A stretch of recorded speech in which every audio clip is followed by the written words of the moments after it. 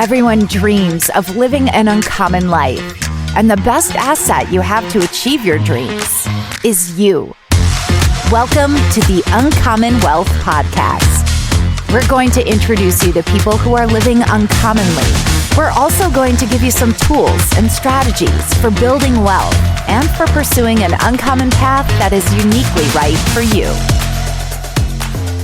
Hello and welcome everybody to another episode of the Uncommon Wealth Podcast, where I'm your host, Phillip Ramsey. Today, we have a simple step for people out there and to educate you on maybe a term that you have heard, but you don't know exactly what that means. And dealing with estate planning, IRAs, and different beneficiaries, there's a couple ways that you can code the beneficiaries. So in my example, I have 3 children. I have Lorraine as my oldest, Beckham is my middle child, and then Oakley is our youngest. And so when I was am filling out like an IRA, there's a section in there for beneficiaries in case I graduate. Well, the first thing is my wife, right? That is going to be my primary beneficiary. And then if I have a will or a trust, then that might be the contingent beneficiary. But sometimes you can also then name out your children that you want to have be your beneficiary.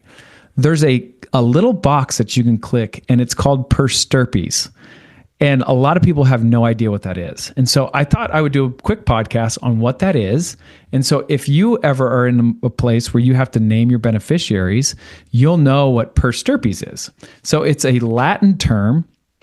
It means the branch. And so if you click on per Stirpes, let's say I put my name, then my wife's name, and then co-beneficiaries are my 3 children.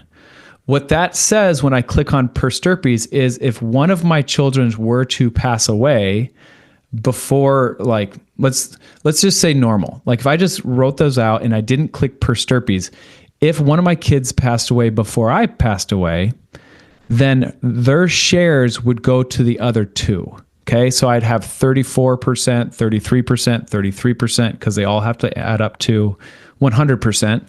And then if I don't click on per Stirpes, that means Lorraine's 34% would now go 50-50 to the other 2 kids, my 2 boys. So in essence, the 2 boys would get 50% each.